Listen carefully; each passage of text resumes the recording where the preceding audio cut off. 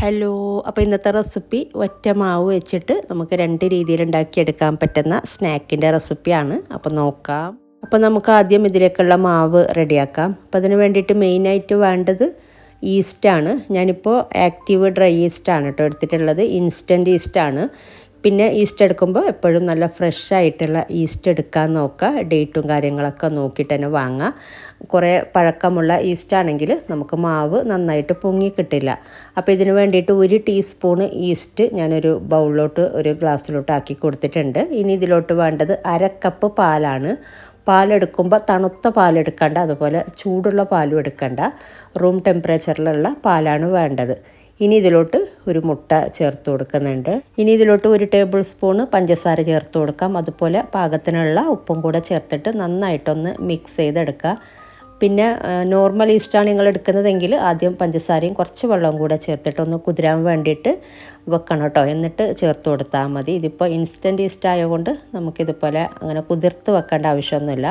ഇതിപ്പോൾ ഞാൻ നന്നായി മിക്സ് ചെയ്തെടുത്തിട്ടുണ്ട്. ഇനി നമുക്ക് ഈ ഒരു മൈദ മാവിലോട്ട് ചേർത്തിട്ട് നമ്മൾ മിക്സ് ചെയ്ത് വെച്ച ഈ ഒരു കൂട്ടും മൈദ മാവും ചേർത്തിട്ട് നന്നായിട്ടൊന്ന് കുഴച്ചെടുത്താൽ മതി. ഞാനിപ്പോൾ ഈ ഒരു ഫുഡ് പ്രോസസ്സറിലാണ് കുഴച്ചെടുക്കുന്നത്. കുഴച്ചെടുക്കുന്ന സമയത്ത് ഒരു 2 ടേബിൾ സ്പൂൺ ബട്ടറും കൂടെ ചേർത്തിട്ട് നന്നായിട്ടൊന്ന് ചപ്പാത്തി മാവൊക്കെ കുഴക്കുന്ന പോലെ അതിനേക്കാളും കുറച്ച് സോഫ്റ്റ് ഡോ ആയിട്ടാണ് കുഴച്ചെടുക്കേണ്ടത്. അതുപോലെ അത്ര കട്ടിക്കുള്ള മാവും അല്ല. അപ്പോൾ ഇതിലോട്ട് 2 ടേബിൾ സ്പൂൺ ബട്ടറും കൂടെ ചേർത്തിട്ടുണ്ട്. ഇനി നന്നായിട്ട് നമുക്ക് കുഴച്ചെടുക്കാം. ഇതിപ്പോൾ കണ്ടില്ലേ, നന്നായിട്ട് തന്നെ കുഴച്ചെടുത്തിട്ടുണ്ട്. ഒരു സ്റ്റിക്കി പരുവത്തിലുള്ള ഡോ ആണ്. ചപ്പാത്തി മാവ് പോലെ അത്ര ഹാർഡല്ല, കയ്യിലൊക്കെ ഒരു ഒട്ടിപ്പിടിക്കുന്ന പരുവം. അപ്പോൾ ഈ ഒരു രീതിയിലാണ് വേണ്ടത്. ഞാൻ പറയുന്ന രീതിയിൽ അളവൊക്കെ കറക്റ്റ് എടുക്കുമ്പോൾ നമുക്ക് ഈ ഒരു പരുവം തന്നെ കിട്ടും. പിന്നെ കയ്യിൽ ഒട്ടിപ്പിടിക്കുന്നുണ്ടെങ്കിൽ ഒരു ഇച്ചിരി ബട്ടറാക്കി കൊടുത്താൽ മതി. അപ്പോൾ ഞാൻ മെൽറ്റ് ചെയ്ത ബട്ടറാണ് കേട്ടോ യൂസ് ചെയ്തത്. ഇനി നമ്മളിത് മൂടി വെച്ചിട്ട് ഇത് മാറ്റി വെക്കണം. ഇത് ഡബിൾ സൈസായിട്ട് കിട്ടണം, എന്നാലേ നമ്മൾ എന്താണോ ഉണ്ടാക്കുന്നത് അത് പെർഫെക്റ്റ് ആയിട്ട് കിട്ടത്തുള്ളൂ. അപ്പോൾ ഈസ്റ്റ് എടുക്കുമ്പോൾ നല്ല ഫ്രഷ് ആയിട്ടുള്ള ഈസ്റ്റ് എടുക്കാൻ നോക്കാം. നല്ല ഈസ്റ്റിൻ്റെ വീര്യം അനുസരിച്ച് ചിലപ്പോൾ 1/2 മണിക്കൂർ അല്ലെങ്കിൽ 1 മണിക്കൂറൊക്കെ കൊണ്ട് എന്തായാലും പൊങ്ങി വരാറുണ്ട്. അല്ലാന്നുണ്ടെങ്കിൽ 1.5 മണിക്കൂർ, മാക്സിമം 2 മണിക്കൂർ. അതിനേക്കാളും കൂടുതൽ സമയം വെച്ചിട്ട് കാര്യമില്ല. കുറച്ച് ചൂടുള്ള സ്ഥലത്ത് തന്നെ വെച്ചാൽ മതി. ഈസ്റ്റ് നല്ല ഫ്രഷ് ആയിട്ടുള്ള ഈസ്റ്റ് ആണെങ്കിൽ എന്തായാലും 2 മണിക്കൂറിൻ്റെ ഉള്ളിൽ എന്തായാലും പൊങ്ങി കിട്ടും. 1 മണിക്കൂർ തന്നെയാണ് കേട്ടോ സമയം ഏകദേശം. അപ്പോൾ ഇതിൻ്റെ മുകളിലോട്ട് ഞാൻ ഒരിച്ചിരി ബട്ടർ ഒന്ന് സ്പ്രെഡ് ചെയ്ത് കൊടുത്തിട്ടുണ്ട്. ഇനി നമുക്കിത് മൂടി വെച്ചിട്ടിത് മാറ്റി വെക്കാം. നല്ലോണം ഡബിൾ സൈസായിട്ട് കിട്ടണം, എന്നാലേ പെർഫെക്റ്റ് ആയിട്ട് കിട്ടത്തുള്ളൂ. അപ്പോൾ ഈ ഒരു മാവ് വെച്ചിട്ട് തന്നെ നമുക്ക് ഒരുപാട് വിഭവങ്ങൾ ഉണ്ടാക്കിയെടുക്കാൻ പറ്റും. അതേ ഡീറ്റെയിൽ ആയിട്ട് പിന്നെ പറയാം. ഇനി നമുക്ക് മാവ് പൊങ്ങി വരുന്ന സമയം കൊണ്ട് ഇതിലേക്കുള്ളൊരു ഫില്ലിങ് ഉണ്ടാക്കിയെടുക്കാം. അപ്പോൾ ഞാൻ കുറച്ച് വെജിറ്റബിൾസ് കട്ട് ചെയ്തെടുത്തിട്ടുണ്ട്. അപ്പോൾ ഇതിലോട്ട് നമുക്ക് ഓരോന്നായിട്ട് ഇട്ട് കൊടുക്കാം. അപ്പോൾ ഇതിലോട്ട് 2 സവാള ചെറുതായിട്ട് അരിഞ്ഞത്, മീഡിയം സൈസിലുള്ള 2 സവാള ചെറുതായിട്ട് അരിഞ്ഞത് ഇട്ട് കൊടുത്തിട്ടുണ്ട്. അതുപോലെ 1/4 കപ്പ് ക്യാപ്സിക്കം അരിഞ്ഞത് ഇട്ട് കൊടുക്കുന്നുണ്ട്. പിന്നെ ഇതിലോട്ട് മീഡിയം സൈസിലുള്ള 2 തക്കാളി ചെറുതായിട്ട് അരിഞ്ഞതും കൂടെ ചേർത്ത് കൊടുക്കുക. പിന്നെ ക്യാബേജ് ചെറുതായിട്ട് അരിഞ്ഞത് 1/4 കപ്പോളം ചേർത്ത് കൊടുക്കുന്നുണ്ട്. അതുപോലെ ഗ്രേറ്റ് ചെയ്ത് വെച്ചിട്ടുള്ള ക്യാരറ്റ് 1/2 കപ്പോളം ചേർത്ത് കൊടുക്കുന്നുണ്ട്. അപ്പോൾ നിങ്ങൾക്ക് ഇഷ്ടമുള്ള വെജിറ്റബിൾസ് കൂട്ടുകയോ കുറക്കുകയൊക്കെ ചെയ്യാം കേട്ടോ. അതുപോലെ കുറച്ച് മല്ലിയില അരിഞ്ഞത് ചേർത്ത് കൊടുക്കുക. പിന്നെ ഇതിലോട്ട് പച്ചമുളക് ചെറുതായിട്ട് അരിഞ്ഞത് ചേർത്ത് കൊടുക്കുന്നുണ്ട്. പച്ചമുളക്, ഒരു ചെറിയ പച്ചമുളക് ചെറുതായിട്ട് അരിഞ്ഞിട്ട് ചേർത്ത് കൊടുത്താൽ മതി. ഇനി ഇതിലോട്ട് വേവിച്ച് വെച്ചിട്ടുള്ള ചിക്കന് 3/4 കപ്പോളം ചെറുതായിട്ട് അരിഞ്ഞിട്ട് ചേർത്ത് കൊടുക്കുക. ഒന്നും കൂടെ നല്ലത് ഫ്രൈ ചെയ്തെടുത്ത ചിക്കനാണ് കേട്ടോ. ഇനി വേണ്ടത് മയോനൈസ് ഒരു 4 ടേബിൾ സ്പൂൺ അല്ലാന്നുണ്ടെങ്കിൽ 5 ടേബിൾ സ്പൂണ് ചേർത്ത് കൊടുക്കാം. പിന്നെ നിങ്ങൾക്ക് എണ്ണയില്ലാത്ത മയോനൈസൊക്കെ ആ ഒരു രീതിയിലൊക്കെ ഉണ്ടാക്കിയെടുക്കാം, പൊട്ടാറ്റോ വെച്ചിട്ടൊക്കെ. ഇനി നമ്മൾ മയോനൈസുമൊക്കെ മിക്സ് ചെയ്തെടുക്കുമ്പോൾ അറിയാൻ പറ്റും, നോക്കിയിട്ട് ചേർത്ത് കൊടുത്താൽ മതി. പിന്നെ ഉപ്പ് ചേർത്ത് കൊടുക്കാം ഒരിച്ചിരി. അതുപോലെ കുരുമുളക് പൊടിയും കൂടെ ഒരു 1/4 ടീസ്പൂൺ അല്ലാന്നുണ്ടെങ്കിൽ 1/2 ടീസ്പൂൺ വരെ ചേർത്ത് കൊടുക്കാം. എന്നിട്ട് നന്നായിട്ടൊന്ന് മിക്സ് ചെയ്തെടുക്കാം. നമുക്ക് മിക്സ് ചെയ്തെടുക്കുമ്പോൾ മയോനൈസ് പോരാന്നുണ്ടെങ്കിൽ വീണ്ടും ചേർത്ത് കൊടുത്താൽ മതി. 4 ടേബിൾ സ്പൂൺ അല്ലാന്നുണ്ടെങ്കിൽ 5 ടേബിൾ സ്പൂണൊക്കെ ചേർത്ത് കൊടുക്കാം കേട്ടോ. അപ്പോൾ നിങ്ങൾക്ക് മയോനൈസിൻ്റെ അളവ് നല്ലോണം വേണ്ടാന്നുണ്ടെങ്കിൽ അളവ് കുറക്കാം. ഞാൻ ഒരു 5 ടേബിൾ സ്പൂണോളം മയോനൈസ് ചേർത്ത് കൊടുത്തിട്ടുണ്ട്. ഇനി എല്ലാം കൂടെ നന്നായിട്ടൊന്ന് മിക്സ് ചെയ്തെടുത്താൽ മതി. അപ്പോൾ ഇത് നന്നായി മിക്സ് ചെയ്തെടുത്തിട്ടുണ്ട്. ഇതിലോട്ടൊരു 1/4 ടീസ്പൂൺ ചെറിയ ജീരകം വറുത്ത് പൊടിച്ചതും കൂടെ ചേർത്ത് കൊടുത്തിട്ടുണ്ട്. ഇതിപ്പോൾ ഇത്രയും മതിന് നമുക്കിത് കുറച്ച് സമയം ഉണ്ടല്ലോ, നമ്മൾ മാവൊക്കെ പൊങ്ങി വരാനൊക്കെ സമയം ഉണ്ടെങ്കിൽ ഇത് നമുക്ക് ഫ്രിഡ്ജിലോട്ട് മാറ്റാം. അല്ലാന്നുണ്ടെങ്കിൽ ഇതിൽ ചേർത്ത മയോനൈസ് ലൂസായി പോകും. അപ്പോൾ നമുക്ക് കുറച്ച് നേരം ഫ്രിഡ്ജിൽ വെച്ചാൽ മതി.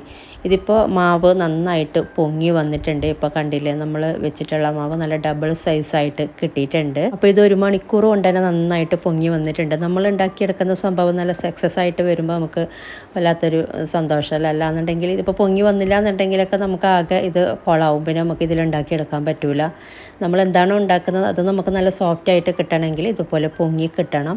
ഈ ഒരു മാവ് വെച്ചിട്ട് തന്നെ ഇതിലിപ്പോൾ ഞാൻ പീത്ത ബ്രെഡാണ് ഉണ്ടാക്കിയെടുക്കുന്നത്. ഇതിൽ തന്നെ നമുക്ക് നോർമൽ ബ്രെഡും അതുപോലെ പിസ്സ ഡോണട്ടും ഒക്കെ ഉണ്ടാക്കിയെടുക്കാം.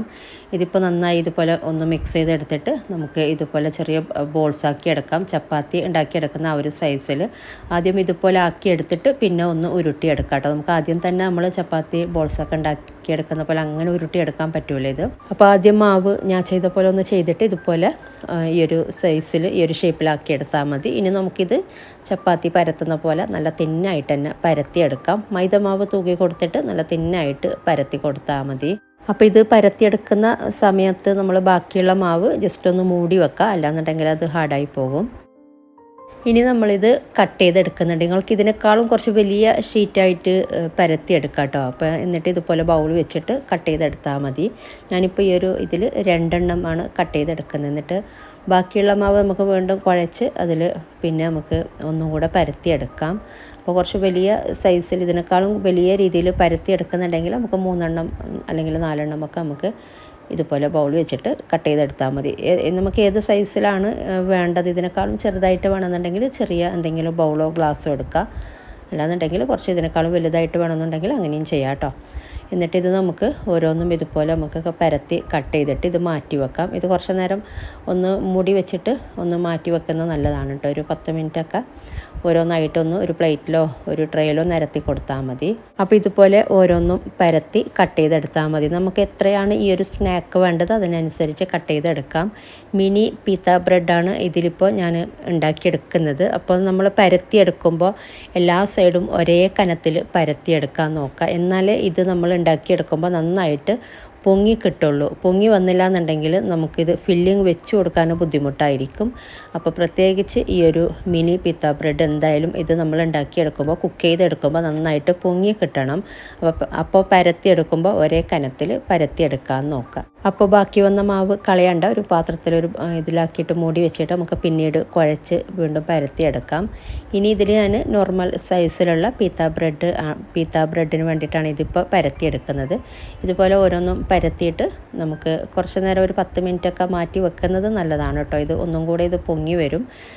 വേണമെങ്കിൽ അങ്ങനെ വെക്കാം. അപ്പോൾ ഇതുപോലെ എല്ലാ സൈഡും ഒരേ കനത്തിൽ പരത്തിയെടുക്കാൻ നോക്കാം. ഇനി നമുക്കിത് കുക്ക് ചെയ്തെടുക്കാനായിട്ട് കുറച്ച് എണ്ണ സ്പ്രെഡ് ചെയ്ത് കൊടുത്തിട്ട് നമുക്കിതിലോട്ട് ആദ്യം നമ്മൾ നേരത്തെ ഉണ്ടാക്കിയ മിനി പീത്ത ബ്രെഡാണ് കുക്ക് ചെയ്തെടുക്കുന്നത്. നമുക്ക് വലിയ ഇതിലൊക്കെ ആണെങ്കിൽ 2 എണ്ണം 3 എണ്ണമൊക്കെ നമുക്ക് ഒരുമിച്ച് വെക്കാം. പിന്നെ നടുക്ക് വെക്കാൻ നോക്കാം കേട്ടോ. അല്ലെങ്കിൽ എല്ലാ ഇതിലോട്ടും ഫ്ലെയിം കൊള്ളുന്നില്ല എന്നുണ്ടെങ്കിൽ ഇത് നന്നായിട്ട് പൊങ്ങി വരില്ല. അപ്പോൾ ഇതുപോലെ ഒരു സൈഡ് ചെറുതായിട്ടൊന്ന് ഒരു 10 സെക്കൻഡ് ആകുമ്പോൾ തന്നെ ഞാൻ തിരിച്ചിട്ട് കൊടുത്തിട്ടുണ്ട്.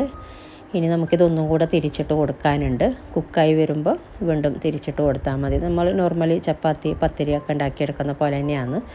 പക്ഷെ നന്നായിട്ട് പൊങ്ങി കിട്ടണം. ഇതാണ് ഇതിൻ്റെ ഒരു മെയിൻ. പിന്നെ പൊങ്ങി വന്നില്ല എന്നുണ്ടെങ്കിലും പിന്നെ വേറെ രീതിയിൽ നമുക്ക് ഫില്ലിങ് വെച്ച് കൊടുക്കാം.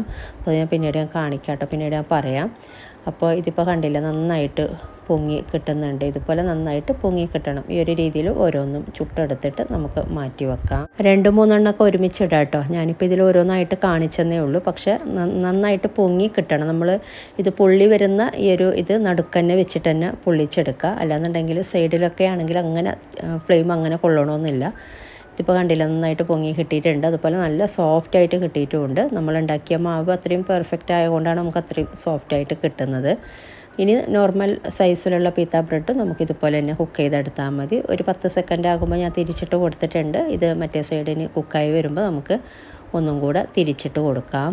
അപ്പോൾ ഇത് ഒരു സൈഡ് കുക്കായി വന്നിട്ടുണ്ട്. അപ്പോൾ നമുക്ക് തിരിച്ചിട്ട് കൊടുക്കാം. അപ്പോൾ ഇതൊന്ന് പൊള്ളി വരുന്നില്ല എന്നുണ്ടെങ്കിൽ സൈഡൊക്കെ ഒന്ന് പ്രസ് ചെയ്ത് കൊടുത്താൽ മതി.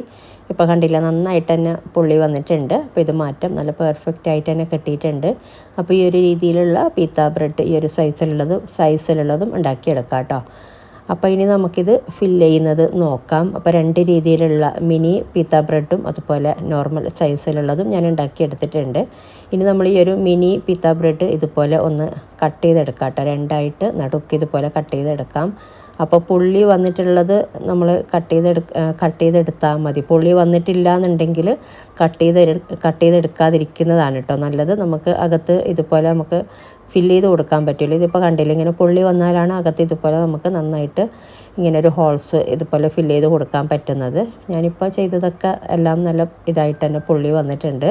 ഇനി നമുക്കിതിൻ്റെ അകത്ത് നേരത്തെ ഉണ്ടാക്കിയ ഫില്ലിങ് വെച്ച് കൊടുക്കാം. അപ്പോൾ ഫ്രിഡ്ജിൽ വെച്ചിട്ടുള്ളത് ഒരു കുറച്ച് അരമണിക്കൂർ അല്ലെങ്കിൽ ഒരു 15-20 മിനിറ്റൊക്കെ ഒന്ന് പുറത്ത് വെക്കാം കേട്ടോ. അല്ലെങ്കിൽ നല്ല തണുപ്പുണ്ടായിരിക്കും. തണുപ്പ് പോകാൻ വേണ്ടിയിട്ട് ഒരു 10-15 മിനിറ്റ് ഒന്ന് പുറത്ത് വെച്ചാൽ മതി.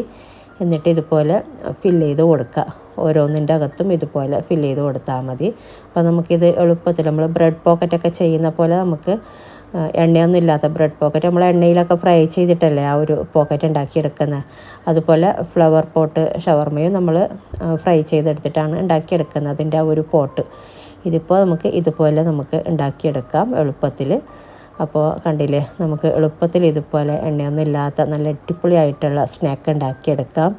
ഇനി ഈ ഒരു പിത്ത ബ്രെഡ് വെച്ചിട്ട് നമ്മൾ ഷവർമ ചെയ്യുന്ന പോലെ നമുക്ക് റോൾ ചെയ്തെടുക്കാം. അപ്പോൾ ഒരു ഇച്ചിരി മയോനൈസ് വേണമെങ്കിൽ സ്പ്രെഡ് ചെയ്ത് കൊടുക്കാം ഇതുപോലെ. എന്നിട്ട് നമ്മൾ ഉണ്ടാക്കിയ ഫില്ലിങ് ഇതുപോലെ വെച്ചിട്ട് റോൾ ചെയ്തെടുത്താൽ മതി. അപ്പോൾ ഈ ഒരു രീതിയിൽ ചെയ്തെടുക്കുമ്പോഴും കുട്ടികളൊക്കെ എന്തായാലും ഇഷ്ടപ്പെടും. ഷവർമ കഴിക്കുന്ന ആ ഒരു ഫ്ലേവർ തന്നെയാണ്. ഇതിലോട്ട് നമ്മൾ ചിക്കൻ ഫ്രൈ ചെയ്തെടുക്കുന്നത് മാത്രമാണ് നമ്മളിതിൽ ആ ഒരു ഷവർമ ഇതിൽ ചെയ്യാത്തതുള്ളൂ. ബാക്കിയൊക്കെ സെയിം ആണ് കേട്ടോ, ഏകദേശം ആ ഒരു ഫ്ലേവർ തന്നെയാണ്. എന്നിട്ട് ഇതുപോലെ ഒന്ന് റോൾ ചെയ്ത് കൊടുത്താൽ ഏത് കുട്ടികളും ഷവർമ കഴിക്കുന്ന ആ ഒരു ഫീലോടെ തന്നെ കഴിക്കും. അത്രയും ടേസ്റ്റ് ഉണ്ട് കേട്ടോ, കഴിക്കുമ്പോൾ നല്ല ടേസ്റ്റ് ഉണ്ട്. എല്ലാവർക്കും ഇഷ്ടപ്പെടും ഇങ്ങനെ ചെയ്ത് കൊടുത്താൽ. അപ്പോൾ ഈ ഒരു രീതിയിൽ നമുക്ക് ഇതുപോലെയും ഉണ്ടാക്കിയെടുക്കാം കേട്ടോ. അപ്പോൾ 2 രീതിയിൽ സ്നാക്കും നമുക്ക് ഈ ഒരു മാവിലും അതുപോലെ ഞാൻ കാണിച്ച മാവും അതുപോലെ ഫില്ലിങ് വെച്ചിട്ടും 2 രീതിയിലുള്ള സ്നാക്ക് ഉണ്ടാക്കിയെടുക്കാം. അപ്പോൾ നമുക്ക് എത്രയാണോ വേണ്ടത് ആ ഒരു രീതിയിൽ നമ്മൾ ഉണ്ടാക്കിയെടുത്താൽ മതി. ഞാൻ നേരെ പകുതി ഈ ഒരു റോളും അതുപോലെ പകുതി നമ്മൾ നേരത്തെ പോക്കറ്റ് ഷവർമ എന്ന രീതിയിലുമാണ് ഉണ്ടാക്കിയെടുത്തിട്ടുള്ളത്. അപ്പോൾ നല്ല അടിപൊളിയായിട്ടുള്ള 2 രീതിയിലുള്ള സ്നാക്കാണ്. അപ്പോൾ ഇങ്ങനെ ട്രൈ ചെയ്യാത്തവർ ട്രൈ ചെയ്ത് നോക്കുക. അതുപോലെ വീഡിയോ ഇഷ്ടമായാൽ ലൈക്ക് ചെയ്യാനും കമൻറ്റ് ചെയ്യാനും ഷെയർ ചെയ്യാനും മറക്കരുത്. അതുപോലെ നിങ്ങൾ സബ്സ്ക്രൈബ് ചെയ്യാത്തവരാണ് വീഡിയോ കാണുന്നതെങ്കിൽ സബ്സ്ക്രൈബ് ചെയ്യാനും മറക്കരുത് കേട്ടോ. അപ്പോൾ ഇതുപോലെ നല്ല റെസിപ്പിയുമായിട്ട് മറ്റൊരു വീഡിയോയിൽ കാണാം. താങ്ക്